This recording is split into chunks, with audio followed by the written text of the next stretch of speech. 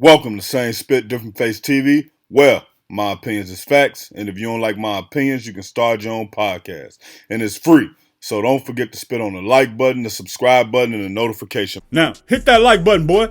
WACK 100 said that Yo Gotti could be next in the actual Rico case, and I don't think that's gonna happen. I personally feel like if they wanted Yo Gotti, they would have been got Yo Gotti, and I also think that Yo Gotti has moved smooth enough where none of this stuff can blow back on him. Now, when we look at this situation, WACK is basically kind of comparing it to what's going on with the Big U situation, where basically, this person was tied to Big U. That's Big U Enterprises, so XYZ.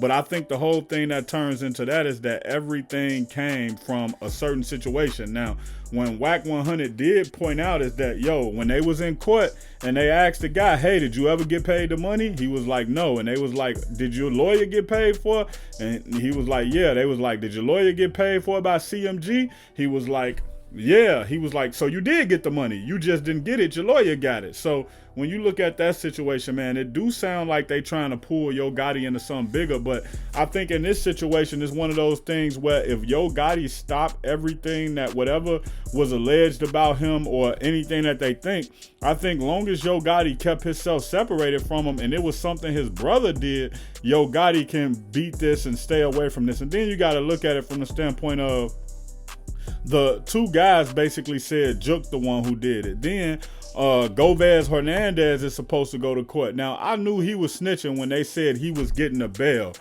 He was in there for basically helping with the murder for hire, and he ended up getting like a $90,000 bail, and he got out. So I'm like, yeah, he definitely telling, and it did come out that he telling. So I think that when he go to trial, he can possibly bring Yo Gotti down the same way they saying that the shooter is bringing Yellow Beezy down. But I don't think Yo Gotti tied to this.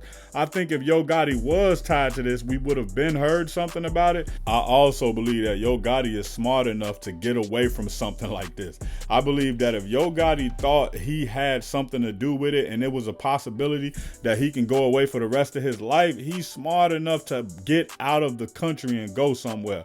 Now, one thing we don't know if there's any stipulations on his traveling. We don't know if the feds have talked to him and told him, hey, don't go nowhere, or he's had to surrender his passport. We don't know that. But WACK 100, he basically saying, Yo Gotti could be caught up in a RICO with this Young Dolph stuff, because it seems like, I think the difference in the art form and the real life of music, back in the day, a rapper died, it would be like, damn, a rapper got killed. But nowadays, it's not just like a rapper getting killed. It's like a rapper getting killed, then 5 people getting killed around a rapper who was beefing with him, then 7 people getting killed around the rapper who was beefing with the rapper who got killed. And so I think it's becoming way too violent. And I tell y'all all the time, man, whenever it starts turning into a lot of violence, the feds don't care how much money you making, they coming to take you down, and they have more incentive to take you down, because now if they can tie you to this RICO and prove that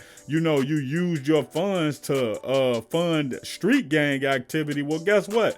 Now they can seize these things and have more money. So they can seize that $1.5 million house, that $10 million house. They can seize that $5 million car collection. They can take all of that and they can add it to their resources, their list of resources. So yeah, man, I don't know how this is gonna turn out, but if you want to hear more updates of WACK 100 and the Yo Gotti case that may come, I need you to hit that subscribe button. And you made it this far in the video, I know it was entertaining. You gotta hit that like button.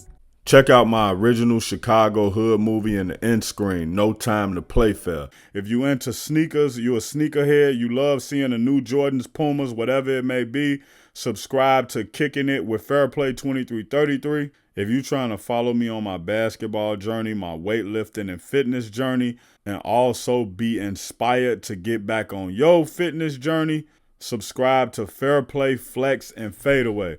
Also, any of these pages I just named, you can also find them on TikTok or Instagram.